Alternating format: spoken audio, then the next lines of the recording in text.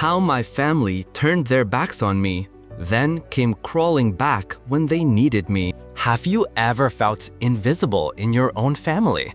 Imagine growing up to a household where your sister is the golden child, constantly stealing the spotlight, while you are left in the shadows, yearning for attention that never comes. That's the reality I faced every single day of my childhood. No matter how much I tried to speak up, my parents only saw one child, my older sister, Rose, and she made sure I knew it. The teasing started when I was just a baby, and as we grew older, it became more than just harmless pranks. It was a constant barrage of taunts, shots, and emotional neglect. No one ever seemed to care about how it affected me, not even my own parents.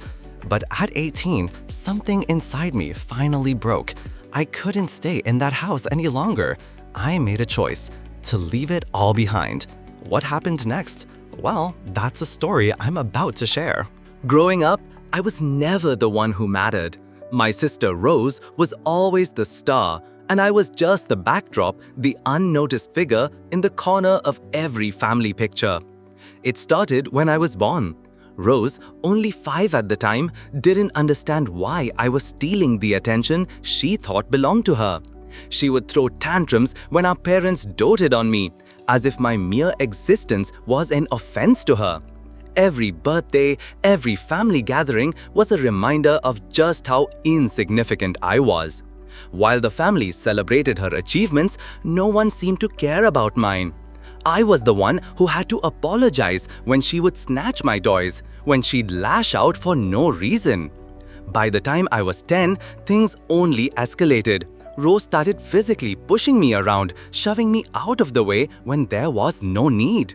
Sometimes it was even worse. She would bite me, leaving marks on my skin that I had to hide. The constant fear, the feeling that I was unwanted, haunted me. I couldn't even ask for help without my parents dismissing it. They'd tell me to be patient with her, to understand her special needs.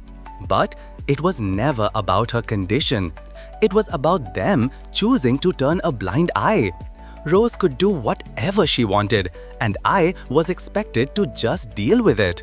The worst part? I wasn't just being ignored. I was invisible. The more I tried to express my pain, the more they shut me out. They adored Rose, and no matter how much I suffered, it was clear I would never be good enough to earn their love or attention. The day I left at 18, I felt like a ghost, walking out of a house that had never felt like home. I left because I had to. I couldn't live like that anymore. Always second best, always invisible. At 17, tôi cũng không thể chịu đựng nữa. Every day was like living in a storm where I was the invisible target, constantly battered by Rose's cruelty, ignored by my parents, and left to fend for myself. I could feel the anger building up inside me, a pressure cooker that was about to explode. I knew I couldn't stay in that suffocating environment much longer. The emotional toll of living with Rose, her constant outbursts, her physical torment, and the fact that my parents never stepped in had drained me. I couldn't breathe under their weight of indifference. The thought of spending another year in that house, another minute living in her shadow, was unbearable. I made a decision that terrified me, yet at the same time, it gave me a sense of freedom I hadn't felt in years. I would leave. When I told my parents I was applying to colleges far away, their reaction was nothing short of shock. They tried everything to convince me to stay. "Rose needs you," they said, as if I existed solely to be her caretaker. But I wasn't her emotional punching bag anymore. I refused to be. My father's words cut through me like a knife. He accused me of being selfish for wanting to leave. They even revealed their real motivation. They wanted me to stay home, not to look after my own dreams, but to take care of Rose when they retired. My father said it, no hesitation, that they had me so I could take care of Rose in the future. I froze, feeling the weight of his words crush me. My entire existence, my entire childhood had been a setup for this. I wasn't a person in their eyes. I was a tool. I didn't cry. I didn't beg. I simply turned my back and walked out. I couldn't stay, not when my entire life had been a string of broken promises and unspoken expectations. I had no idea what my future would hold, but for the first time, I felt like I had control. I left everything behind. 6 years passed.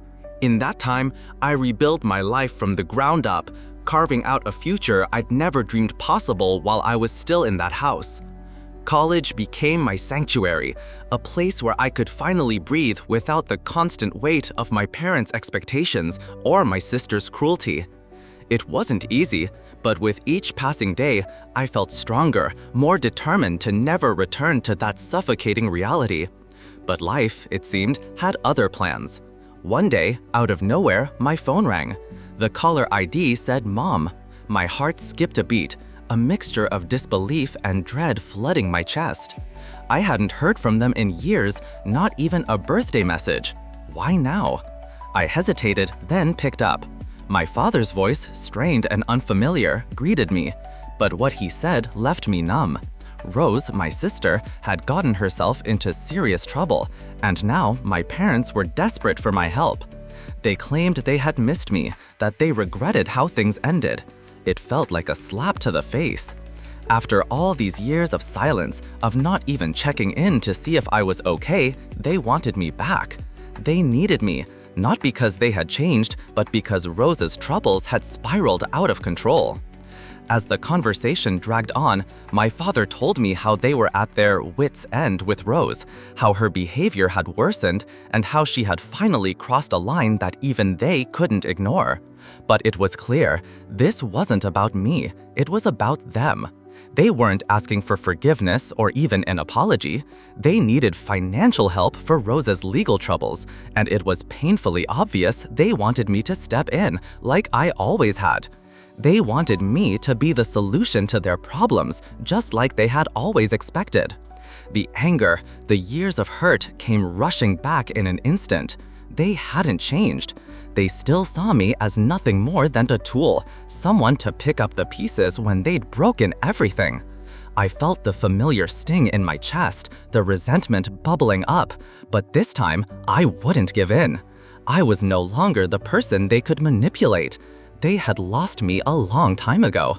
I wasn't their backup plan anymore.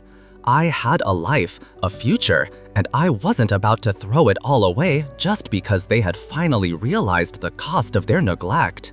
When my father's voice finally trailed off, the words "we miss you" echoing in my head, I didn't know whether to laugh or scream. 6 năm khoảng lặng và nay họ muốn tôi về. The entire conversation felt like a bad joke. They didn't care about the years I spent drowning in my sister's cruelty. They didn't care about the emotional scars I carried from my childhood, the feeling of being invisible in my own family. What they cared about now was Rose and the mess she had created for them. It was as though the years of neglect had never happened. Their apology was hollow, their regret shallow. I felt a coldness spread through me, that familiar numbness creeping back as I tried to process their words. They were still asking for me to save the day, to put my life on hold for Rose, just as they always had. They needed me to help with her legal issues, to be the one to fix things. But not once did they acknowledge the damage they'd done to me. Not once did they admit the way they had allowed Rose to torment me for years. The worst part, they weren't sorry for the pain they caused me. They weren't calling because they truly missed their child. They called because they needed someone to handle the mess they'd created. And even after all these years, they still didn't get it. I wasn't just a solution to their problems, a quick fix to their broken family. I wasn't a replacement for their failures. I fought to keep my voice steady, but the anger burned so hot I could barely breathe. The resentment that had been simmering beneath the surface for years erupted in a single, searing realization. I wasn't their responsibility fix anymore. I didn't owe them anything. I had worked my ass off to build a life far away from their toxicity, a life where I was free to be who I wanted to be, not the person they wanted me to be. "I can't help you," I finally said, my voice quiet but resolute. And just like that, I realized I had no intention of returning to that life, no matter how much they begged. I wasn't their savior anymore. I wasn't their punching bag. I was finally free. As the days passed after that phone call, I couldn't shake the weight of what had transpired. My parents' desperate plea for help, the hollow apology, and their selfish request for me to return, all of it stirred a storm inside me. I had spent so many years building a life of my own, free from the emotional shackles of my family, and now they expected me to drop everything. The thought alone made my skin crawl. I could feel the old wounds reopening, the bitterness and anger resurfacing like venom in my veins. But what struck me most was the realization that they hadn't even truly changed. They hadn't called me to apologize for their years of neglect or for the way they had treated me. They hadn't acknowledged the trauma I had suffered in that house, the way they had stood by and watched Rose torment me without lifting a finger to stop it. They hadn't even considered how I had to fight for my survival outside of that toxic environment. No, this wasn't about reconciliation or family. It was about their convenience. They wanted me to come back and play the part I'd always played, Rose's caretaker, their emotional band-aid. I spent days grappling with my emotions, feeling both betrayed and enraged, but also heartbroken. For years, I had fantasized about being welcomed back, about my parents finally seeing me for who I was. But that fantasy was shattered the moment they made it clear that my value only existed in relation to Rose's needs. It wasn't my well-being they cared about, it was Rose's welfare. And as far as they were concerned, I had no other purpose but to clean up their mess. The worst part of it all, I had never been enough for them, not as a child and not now. It had taken me years to come to terms with that, to understand that I couldn't expect love or validation from people who had never truly seen me. But now, the stark reality hit harder than ever. I wasn't the hero they wanted, the one who could swoop in and fix everything. I was just a disappointment to them, a tool they could no longer manipulate. In that moment, I made my decision. Again, I would not be their backup plan. I wouldn't be their fall guy. And as hard as it was, I realized that walking away for good was the only choice I had left. I couldn't keep putting myself through this cycle of pain. I had to protect myself, even if it meant leaving them behind forever. I would never be the person they wanted me to be. I would be the person I was meant to be. And that person, for the first time in my life, was free. The decision to shut them out, to refuse their desperate request for help, was not an easy one, but it was the only choice I had left. For days, I wrestled with the heaviness of what I was about to do. The guilt was suffocating, but the anger was louder, drowning out everything else. My parents, once the people I looked up to, had become strangers to me. They didn't care about the scars they had left, the years they had wasted ignoring my pain. They only cared about themselves, about their own convenience, and Rose's never-ending need for attention. When I finally sent the message, I felt a strange calmness wash over me. I wasn't going to be the person they always expected me to be, the one who picked up the pieces, the one who fixed everything. I had spent so many years of my life trying to be enough for them, trying to earn their love, only to realize it would never happen. No matter how much I gave, they would never see me as anything other than a tool. And when I received their response, it confirmed everything I had feared. It was as though they couldn't comprehend what I had just said. Their anger was palpable, but it was different from the anger I had felt in the past. It was a raw, desperate kind of anger, a reaction not to my words, but to the fact that I had rejected them. They had never considered the possibility that I might not be their solution anymore, that I might actually be okay without them. I watched as the message pinged on my phone, the words from my mother blaming me for throwing everything away flashing across the screen. She couldn't understand, she didn't want to understand. And that was the moment I knew I had made the right decision. I had walked away from a family that never really loved me, from parents who only saw me as a tool for their own convenience. I wasn't going to be that person anymore. I wasn't going to be their emotional punching bag, their fixer, their caretaker. I was done. And for the first time in my life, I felt free. Free from the suffocating expectations, free from the people who never saw me as enough. I wasn't going back. Not this time. As I settled into my new life, a strange sense of peace took root in me. The weight I had carried for so long, feeling invisible, unimportant, and abandoned, began to lift. It wasn't instant and it wasn't easy, but I started to feel like I was finally living for myself. For the first time, I wasn't bound by anyone else's expectations. I could breathe, I could dream, and I could build a future without looking over my shoulder, fearing the next call from a family that had never truly seen me. I threw myself into my studies, my work, and the simple joys that came with being independent. I made friends who didn't see me as an extension of someone else, who didn't know the scars of my past. I created a new identity, one not defined by my family's cruelty or neglect. Every day felt like a small victory. I was no longer tied to the chaos I had left behind. For the first time, I had control over my own life. But as the years went by, the cracks in the illusion of freedom began to show. The anger, the resentment, and the deep, unresolved hurt lingered beneath the surface. My parents, though silent for years, never really let go. I knew they expected me to return, to reconcile, to be the person they could rely on again. And for a moment, I thought about it.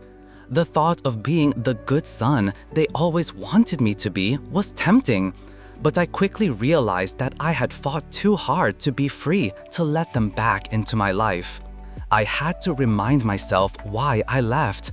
I had to remind myself that I wasn't just escaping them. I was escaping the version of myself they had forced me to become. And for the first time, I knew I wasn't just surviving anymore. I was living. The moment I hung up the phone, a suffocating silence filled the room. My heart was pounding, my hands trembling as I replayed the conversation over and over in my mind. It was as if everything I had fought for, everything I had built for myself in the last 6 years was being pulled into a vortex of guilt and manipulation. My parents hadn't changed. They still saw me as their fixer, their solution to the chaos they created. But this time, I couldn't let them drag me back into their web. I could feel their desperation, their frustration in every word. My father's pleas, my mother's attempts to soften the blow, all of it wrapped in the same old familiar guilt trip. They wanted me to help, to step in for Rose, just like they had always expected me to. They didn't care about the hurt they had caused, the way they had treated me like an afterthought. Rose's problems were the center of their universe now, and somehow I was supposed to be the one to clean up the mess. But I was no longer that person. I had spent years convincing myself that I was worth more than just being someone's emotional backup. The very idea that they thought I would return, that I would drop everything to save them from their own mistakes, made my blood boil. I took a deep breath, my mind made up. The years of neglect, the constant emotional blackmail, it was all too much. They hadn't learned a thing. They still saw me as nothing more than a tool to fix their mistakes, and I wasn't going to be that person anymore. I had walked away once before, and I would never look back. This time, there would be no coming back. Not for them, not for me. I was finally done. The anger simmered beneath the surface, gnawing at me relentlessly. I couldn't escape the feeling that I was being dragged into something I had fought so hard to leave behind. My parents' call, their desperate plea for help, had shattered the fragile peace I had built for myself. And the worst part? I could hear their voices echoing in my head, pleading with me to come back, to fix Rose's mess, just like I always had. The more I thought about it, the more the weight of my years of sacrifice crushed me. They had never truly seen me. I was always the second choice, the one they could rely on when everything else fell apart. And now, as Rose had gotten herself into deeper trouble, they wanted to drag me back into that toxic cycle. But no, this time it wasn't happening. I was no longer that person, the one who bent and broke under their expectations. I sat in silence, staring at the phone in my hand, trying to push away the suffocating guilt. It was overwhelming. My family's toxic need for me, their continued disregard for my feelings, was a constant reminder of everything I had endured. And yet, here they were again, calling on me when they needed something. The thought of them not even attempting to apologize for the years of neglect, not acknowledging the damage they had done, made my skin crawl. My fingers hovered over the keyboard as I prepared my response. This time, I wasn't going to let them guilt me into submission. I wasn't going to sacrifice my hard-earned freedom for their chaos. I had fought too hard to escape their manipulation, to build a life where I could finally breathe. I refused to go back to being the person they always tried to force me to be. The message I sent was simple, but it was final. I wasn't coming back. Not this time, not for them. I had nothing left to give. And for the first time in years, I felt the weight of their expectations lift from my shoulders. I was free. When I sent that final message, a strange sense of peace washed over me. It was as though a weight had been lifted, and for the first time in years, I was no longer tethered to the suffocating demands of my past. I had made the right choice, one that I had struggled with for so long. Walking away from my family wasn't easy. I had spent a lifetime seeking their approval, yearning for their love, but I realized now that it would never come. They had already chosen their path, one that didn't include me, and I had to accept that. But as the days went by, the silence felt different. There was no more guilt, no more constant questioning of my worth. The absence of their calls, their expectations, allowed me to see the truth. I had been living someone else's life, shaped by their needs, their desires. And now, for the first time, I was living for myself. The freedom I felt was overwhelming. My life was finally my own, to build, to shape, without their interference. I wasn't just surviving anymore, I was thriving. I was no longer a shadow, not a fixer. I was whole. And in that moment, I realized that the greatest gift I could give myself wasn't their approval. It was the power to walk away and finally choose my own future.